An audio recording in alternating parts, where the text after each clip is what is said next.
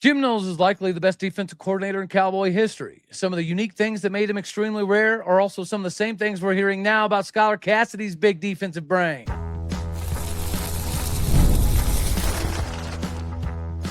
You are Locked On Oklahoma State, your daily podcast on the Oklahoma State Cowboys, part of the Locked On Podcast Network, your team every day. Welcome back to Locked On Oklahoma State, your top stop for all things Cowboy and Cowgirl related. My name is Cody Stovall. I want to thank you kindly for swinging on through to make this your first listen. Today, we're partially brought to you by FanDuel. Get in on the action at FanDuel.com to play daily dingers to make your free pick on who's going to hit an MLB home run today by getting with FanDuel.com. Meanwhile, we get to slide right into this defensive coordinator conversation. Skyler Cassity may not be as good as Jim Knowles, but he definitely views the defense the same way, which means I think from an analytical standpoint, this Cowboy defense should be able to surprise some people. The idea that he was going to be able to, come in instantaneously and get this defense ultra competitive in the Big 12, it may seem more and more realistic because of that Jim Knowles factor. And whenever you look at some of the player interviews that they've been doing over the last couple of days, one of the funnest things that I've heard, other than multiple players say that, this dude's a certified bona fide genius when it comes to schematics on the defensive side of the football field.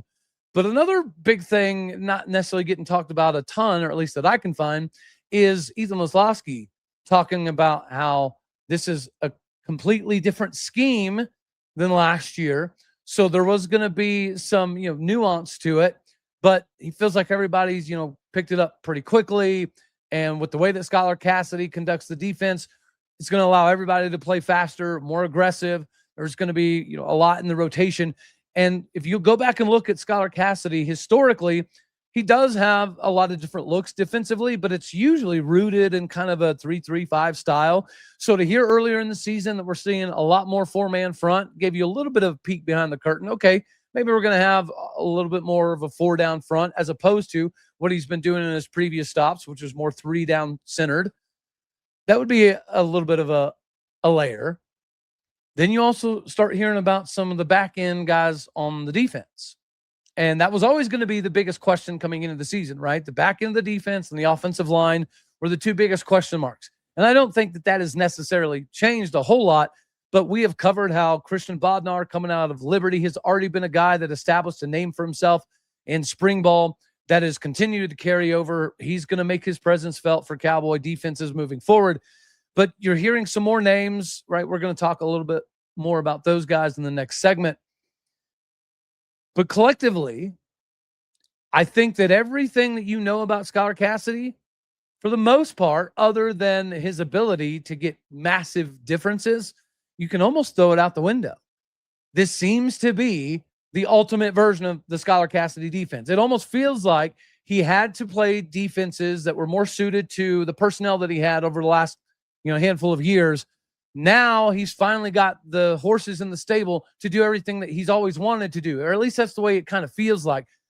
To have somebody that is returning from his system from North Texas say, yeah, schematically things are a lot different now, that's a little surprising. It's also very exhilarating because what are teams going to do? They're going to go back and see what has Skyler Cassity done previously. What is kind of his bread and butter plays that he likes to run? What are some of the blitzes that he likes to utilize? It's all going to be different. Like, that might be the best secret sauce, I guess you could say, about this upcoming defense. Skyler Cassity is a proven program turnaround kind of guy. Statistically speaking, he carries a big stick. All right, at North Texas, we've all kind of talked about, they gave up some passing yards. They gave up some rushing yards. They gave up some total yards. They gave up some points, but they also created a lot of havoc, a lot of chaos. Whenever he was at North Texas this previous season, he dropped them down 10 points a game. So they were averaging 10 less points a game. He was averaging 90 less yards per game for total defense, over 100 yards per game less through the passing defense. He was number 3 in the country last year in fumbles recovered, number 4 in the country in turnovers gained, number 8 in the country in passing yards allowed, number 14 in America in interceptions, number 14 in the country in passing defensive deficiency. Before he took over, North Texas went 6-7. His year running the defense, they did go 12-2. You go to Sam Houston before that, where he was obviously a fairly hot commodity, where he was named one of the top 30 coaches under the age of 30. But at Sam Houston, before he got there, they were number 64 in the country in total defense. He got them down to number 22. They were 88 in scoring defense. He got them down to number 21 in the country. They were 77th in pass D. He got them down to number 13 in the country. They were number 7 in America in turnovers forced, and he gave up less than 21 points per game for the entirety of the season. And he only gave up 15.3 points a game in the last 6 games of the season, which is obviously why he was able to get to North Texas. And then his ascension has been rather rapid. Same conversation. You go back to Abilene Christian when he was there. They were below average before he got there. Instantaneously, he launches them to the number 23 ranked FCS defense in interceptions. They were number 29 in FCS in America in defensive touchdowns. They were number 27 FCS in America and fourth down defense as well. Everywhere Skyler Cassity has gone, he's made a pretty significant difference on the defense relatively quickly. And whenever you see some of the passing yards, rushing yards, and things to that effect at North Texas this previous year, some of that is the offense, right? That did score pretty daggone quick. The dudes are going to play a significant number of plays. But that's another reason why you have to be excited about this defensive line. We've continuously heard throughout the spring and the beginning of fall camp that the D-line group might be the most surprising position group on the entire roster. And even Skyler is coming out recently and saying that we've got, what do you say, 11 dudes, 12 dudes, something crazy that he plans on rotating. And none of them should get over 30 snaps in a ball game, which is pretty remarkable when it comes to staying fresh. And it does accentuate, he wants everybody to play fast. Every position on the field. He wants you to play aggressive. He wants you to play fast, fearless, free of constant thinking. He just wants you to go do your thing. And to have the capability to have a large number of rotational pieces is going to allow him to do some more things. And I think it goes without saying, he now has the Isaiah Chisholms and the Jerry Lawsons and the Anai Whites that he didn't exactly have access to at North Texas. That's a big component to this as well. And we're going to talk a little bit more in segment 2 about, even more of those guys like Vincent Holmes of Washington and Mose Phillips coming over from Mizzou. But the biggest thing is his attention to detail, right? Jim Knowles was famous for being an odd, weird, quirky dude. And this was all from the players, right? I think it was a bowl game interview where they were interviewing a bunch of players, or maybe it was Big 12 media days, but there was Oklahoma State players saying that dude's weird. That dude's odd. That guy's the kind of dude that'll sit up in his office at 3 a.m. with incense sitting, crisscross applesauce, thinking of different schemes that he can use for different opponents. That was kind of Jim Knowles' way. And it took a little bit of a time before it was able to all get implemented. But that's kind of what you're hearing about Skyler Cassity. Maybe not necessarily sitting in an office crisscross applesauce with incense style of, visualization. But his attention to detail is something that a lot of these players have never seen before. And again, you're talking about dudes that did come from Washington and Mizzou and Penn State and Miami and UCLA. And these are the dudes saying that Skyler Cassity's little bitty attention to detail is something that they've never really seen before. It's, pretty normal for a defensive coordinator to get favorite plays that particular offenses like to run and, certain yards scenarios or certain sidelines or certain downs. That's normal. But apparently Skyler Cassity takes it to a different level where he goes over not only every single player that could potentially be in for this particular play, but if this guy goes in motion, then that means this guy's over here. His foot is going to be a half a foot closer to the tight end, as opposed to if it's going to be a running play, you'll see that guy's foot kind of shade a little bit more inside.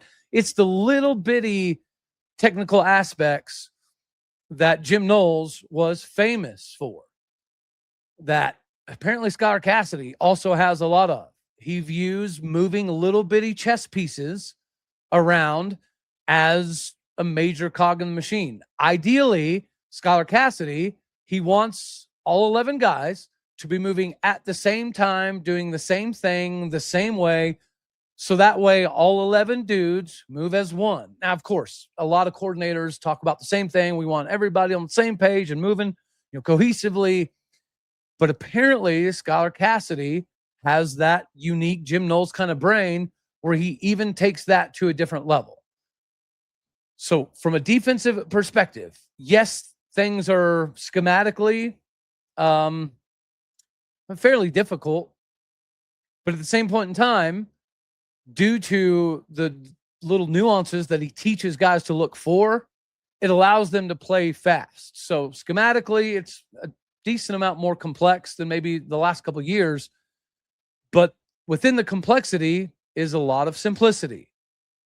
And even during the complexity, he's okay with mistakes. He just wants you to make mistakes at 115 miles an hour, which, again, I think you kind of do have to go back to the Jim Knowles days before you can have comparable conversations about what the defense could do. And lastly, I say Jim Knowles, the best defensive coordinator in Oklahoma State history.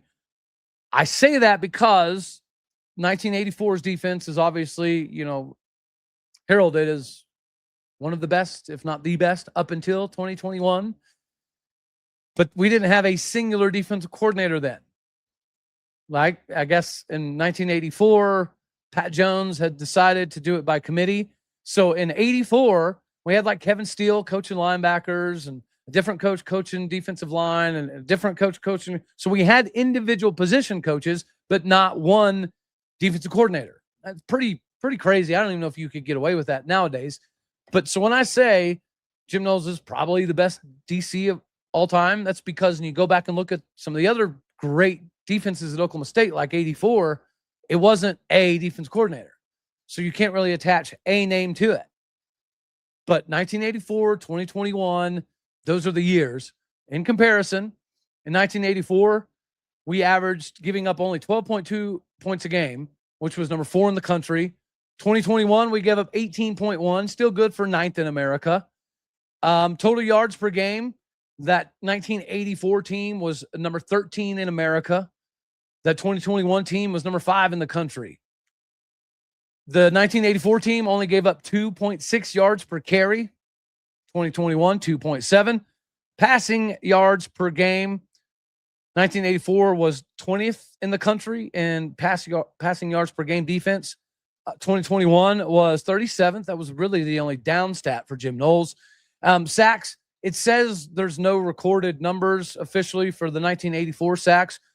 Meanwhile, 2021, we were number 1 in the country in sacks at 57. I don't know what we had in 84, but Leslie O'Neal had 16 by himself in that season. So maybe we didn't have 57 sacks, but I would imagine it was fairly close.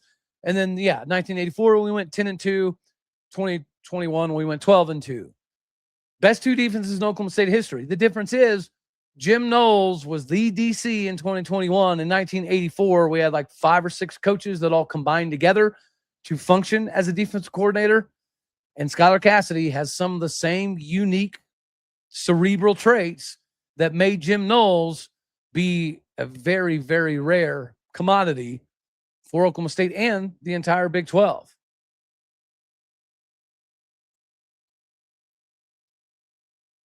The bee's knees for all of your betting needs is here. And you need to get rocking and rolling today with FanDuel, especially as we get deep into the baseball season. If you think you know who's going to hit a bomb today, FanDuel is giving you a chance to call a shot for free with Daily Dingers. It's easy to play. Just make your free pick for who you think is going to hit a bomb in their game today. And if you're right, you'll receive a profit boost to use on your next bet for a chance at extra winnings. Best of all, you can make a free pick every day throughout the Major League Baseball season. Daily Dingers is another fun way to stay engaged with every day's games. Whether you're supporting your favorite team or you're just keeping an eye on particular matchups all across the league, Every game has someone capable of going deep. Now you get the chance to make your prediction before first pitch.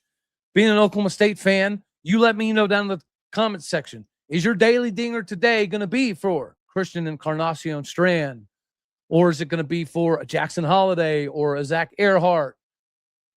There's so many possibilities. I mean, heck, Nolan McClain, if they would ever let him swing a darn bat, he could probably get one too. Do not miss out on your opportunity to go figure out which Cowboy is best suited for your daily dinger needs. So if you're ready to play your game, get with FanDuel.com. That is FanDuel.com to play daily dingers and make your free pick on who's hitting a bomb today. Play ball and swing for the fences on FanDuel, of course, the official sports betting partner of Major League Baseball. All right, so this will kind of help roll us into segment 2 here. The defensive backfield, right, that was always the biggest concern. That was the area of trepidation for Cowboy fans coming into the season. But the more conversations you are kind of hearing, I know some of it could be posturing to some degree, but at the same point in time, I mean, it's hard not to get excited. And I think I like some of the other expert pundits out there that were kind of talking disparagingly to some degree about some of the North Texas players coming over. I only watched a few North Texas games this previous season, right? So I'm not going to sit here and say that I was very studied up on North Texas defenses. But a few of the games that I did watch, I did notice that some of their back end safeties had some difficulties at times. I noticed they had some missed tackles in the middle of the field sometimes. So when we got guys like Quentin Hammonds, and I know Colin Lewis plays corner, so it's a little bit different than today's particular conversation. But it was like, okay, well, that's going to be somebody that understands the scheme, understands the system, should not be a limiting factor when it comes to getting guys in the right places at the right times, things of that nature. But you never knew how that jump was going to be. I think from a specialty position angle, it's a lot easier to make the G5 jump. If you're a wide receiver or a quarterback or a running back or even a corner, I think some of those jumps are a little bit easier. But if you're a defensive lineman or a linebacker or a safety, that jump usually shows a difference. So far, that might be another kind of, I don't know, hidden gem of this team. You've heard some of the coaches recently talk about some of the guys like, Evan Jackson. Evan Jackson's the dude that's the coaching staff has talked about a little bit. 5'11", 190-pound senior that has showed some crazy flashes. He appeared in all 14 games this previous year for North Texas, had almost 30 tackles, had a couple picks, had some pass breakups. Quentin Hammonds, talk about somebody that is extremely reliable. Started 10 games, 11 games last year as a true sophomore, had almost 60 tackles. He had a sack, he had a couple picks, he had some pass breakups, he had a fumble recovery, forced fumble. Quentin Hammonds did a little bit of everything. Now you've got Mose Phillips coming in from Mizzou. And, last year at Mizzou, maybe he only had a handful of tackles, one forced fumble, one pass breakup, this and that and the other. But he did almost have 100 tackles previously at Virginia Tech. Had almost 4 tackles for loss. He had a couple sacks, had a pick, had a couple, pass breakups. He was a massive piece of Virginia Tech, and he was a pretty good cog in the machine for Mizzou last year as well, but not quite what he was able to replicate at Virginia Tech. Then you get Vincent Holmes. Vincent Holmes played quite a bit last year as a Washington Husky, but a lot of it was, special teams. He did have a handful of tackles when he was able to get implemented into the game. Christian Bodnar, almost 50 tackles last year at Liberty, had a couple sacks, had some pass breakups. He was voted the national comeback player of the year by, I think he was ESPN, if I recall correctly. Then we've got, kind of a tried and true dude in Cam Epps, who was a huge piece of the 2024 Cowboy defense. And last year got hurt, game 2, game 3, coming into the year last year. So he didn't get to play 90% of the season. Now he's going to have an opportunity. And you're hearing that guys like him and Vincent Holmes are going to be pretty instrumental in that star safety kind of position. At the end of the day, we need this. And you have Harry Dempsey that came over from North Texas that also has, some former affiliation with Oklahoma State, going from a receiver to a safety at North Texas. So the implementation of the scheme you would have thought would have been super simplistic because you thought the scheme would have been the same. So to now kind of keep hearing a little bit more and more that schematically, everybody that's going to be preparing for what Skyler Cassity's done the last 4 years is going to be in for a little bit of a rude awakening. Like, I can't say that I'm going to feel bad for Tulsa, but it does seem fairly evident that a lot of the things that Tulsa is going to prepare for defensively, Skyler Cassity is already 2 steps ahead of him. And it makes it a difficult proposition for opposing teams to know that you've got some dudes that, have a lot of snaps, that have a good understanding of what it takes to be successful. Right? Miami, Washington, they're both schools that are expected to have big-time players and big-time strength and conditioning. And then you get somebody like Quentin Hammonds, who was just voted as comeback player of the year. It means that I think Oklahoma State defensively, could surprise some people. You've got a genius at defense coordinator. You've got upgrades and talent in the back end of the defense. You've got a decent number of North Texas dudes to help, with the implementation of some of the techniques. Why not get excited? Let me know down in the comment section if you think that this safety room is going to be a little bit of a surprise for teams like Tulsa and Oregon when the season kicks off.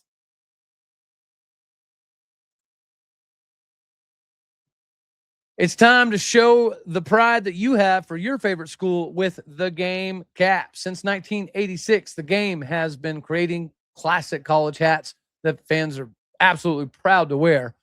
Whether you're an alumnus, current student, season ticket holder, or just a diehard fan that never misses a game, a great college hat is more than just simple apparel. It's a way to represent your school everywhere you go. This year, the Game is celebrating its 40th anniversary by giving fans a chance to save on some of their most iconic college hats. If you've been thinking about replacing an old favorite or adding a new hat to your collection, now is the perfect time. Whenever you, get your game day fit ready to rock and roll, don't forget about the hat. Whether you're going to tailgate or you're going to start a little bit of an altercation with a rival, sometimes you don't need to say a bunch of words if you've got a display on your head that says a lot of it for you before the talk even gets going. So wear that display proudly on your head by getting with the Game today. With hundreds of officially licensed college hats to choose from, you'll find the perfect fit for game day and every day. Do not miss out on your opportunity to celebrate 40 years of the Game with 40% off your entire order. Visit thegamecaps.com. Make sure that you use the promo code LOCKEDON at checkout. That is thegamecaps.com. Promo code LOCKEDON, one word. Celebrate 40 years of the Game with 40% off. And make sure that you don't wait too long because obviously anniversary means it will not be able to last forever.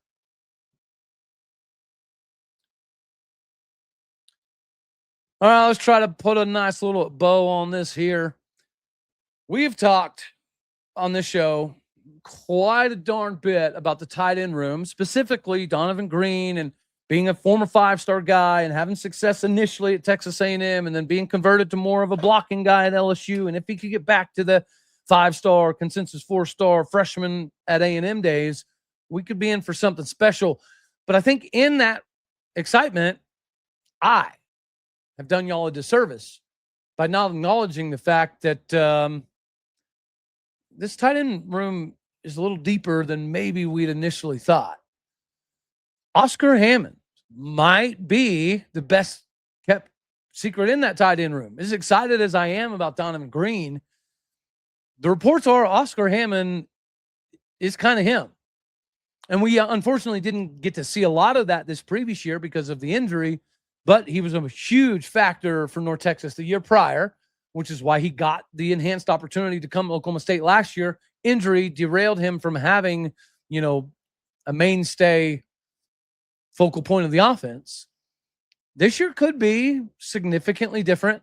And then you got Bodie Boyson, right? We've talked about him before, coming from OBA, played quarterback, played shortstop at 6'7", 330 or whatever he was then. That's a guy that I think is going to be able to help create some lanes for Caleb Hawkins. We're always talking about the offensive line, and it's still the biggest question mark. You might feel a little bit better about the back end of the defense, but you may feel a little less gung-ho, per se, about the offensive line. But if the tight end room can help kind of fill that void until we get all of the offensive linemen on the same page, that could be exactly what gets Caleb Hawkins to the statistics that he's worthy of achieving. Now, is he going to have 25, 30 carries a game like he did last year? No, the coaches have already talked about that. So he's going to get less carries than he did previously. He's going to have an offensive line that's not 100% cohesively together yet. We always talk about the quarterback's best friend and security blanket is the tight end, but the security blanket for Caleb Hawkins might be this tight end room. Like Oscar Hammond wouldn't have got evaluated from North Texas to Oklahoma State if he couldn't obviously catch the ball, but more importantly, block, because we don't traditionally throw to tight ends a whole hell of a lot. So we went and got Oscar Hammond knowing this is going to be a guy that's going to be able to help us with some of our blocking capabilities while also having enough athleticism to catch the ball a little bit as well. Then you got, again, Bodie, big old Enid dude. He's going to think like a quarterback. That's the way he's going to approach the game. He's going to get open in conjunction with what a quarterback would be looking for in this particular route concept and what kind of a window does he want. But he is a beast that can physically move guys out of the way. And then you got Carson Cobb coming over, who had a ton of snaps at Oregon State. That looks like an absolute man-child right now. It's partially why he's on the thumbnail, because that dude is just big and ripped as all get out.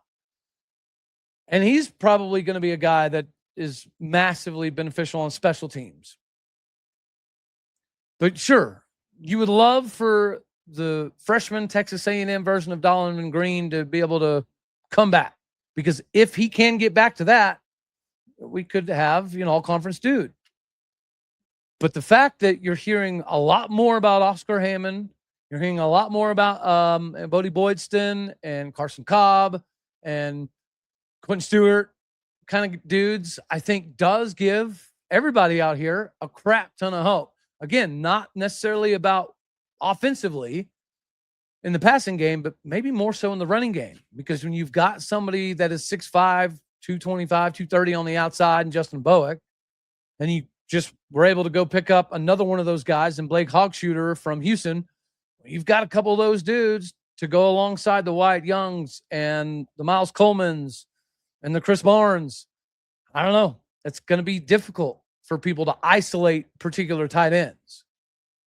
So if our tight ends can do a little bit more of that, I don't know, cowboy back kind of thing, at least in the beginning of the season while everybody's getting their feet wet, that could be the difference in Caleb Hawkins having 150-yard games and only 75-yard games. Let me know down in the comment section. Do you think that this tight end room could be what bridges the gap for the offensive line to get exactly where they need to be? And in that meantime, does that additional beef and capability from the tight end room give Caleb Hawkins that little bit of a room that he needs to operate in the meantime? Anywho, that's all we're going to have. That's on Rise Share. As always, I love you. God bless. Go Pokes. Thank you for tuning in to make this your first listen here on Locked On Oklahoma State. You could be anywhere. So happy you choose to be here. Do me a favor, hit the like button if you liked it. Dislike it if you didn't. That's okay too. More importantly, share, comment, and subscribe. My podcast and people out there, you are everything that makes this work. I greatly appreciate what you do. So go do what you do. Hit the stars. Leave some more reviews. Alrighty, y'all. Later, taters.